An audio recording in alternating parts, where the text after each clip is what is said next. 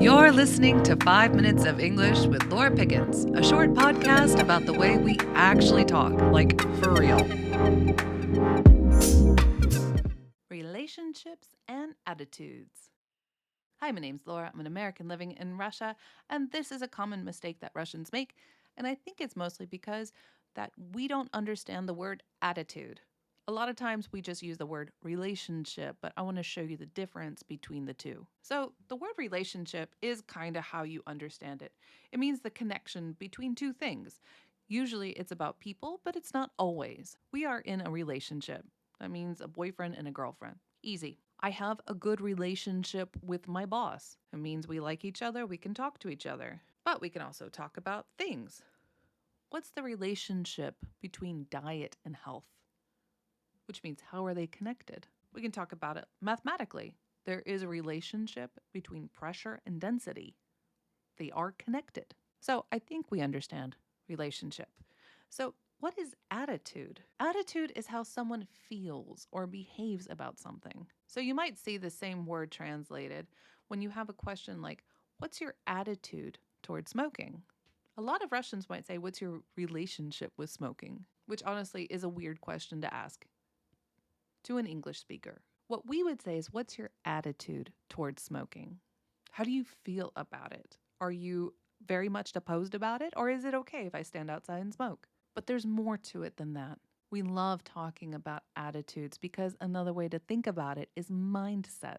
When we talk about what makes a winner, thing you hear all the time, especially in sports, is you need to have a winning attitude, a good attitude. And what that means is a positive mindset, a positive way of how you feel and behave about the world.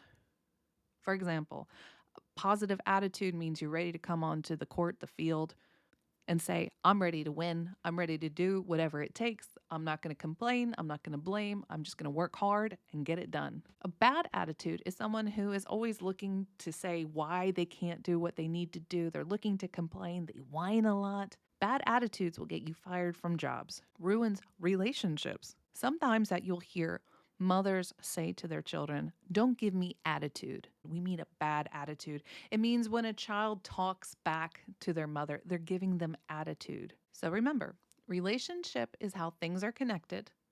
Attitude is about how you feel and how you behave.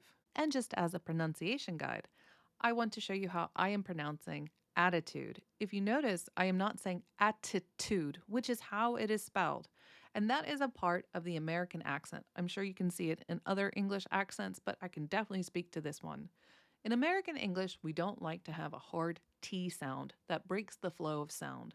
So here I'm kind of reducing it down to a D, or another way to think of it is I'm pronouncing it almost like a Russian R, attitude, attitude, attitude. My tongue is doing a little bit of action there, not a lot. Attitude, attitude. Just enough to let you know that there is a sound there. And it doesn't disappear if I get really angry. Don't give me that attitude. In fact, I think the only time I would say attitude is if I was talking to an English learner. So let's put on some positive, good attitudes that says that we can do this with hard work. Doesn't matter if we make mistakes, we just keep going and be our best selves. And if you want to learn more about that winning attitude, come join me in my Telegram club where we have a community of people who are shameless and fearless and want to learn how to feel English, think English, not just recite things that we learn from class.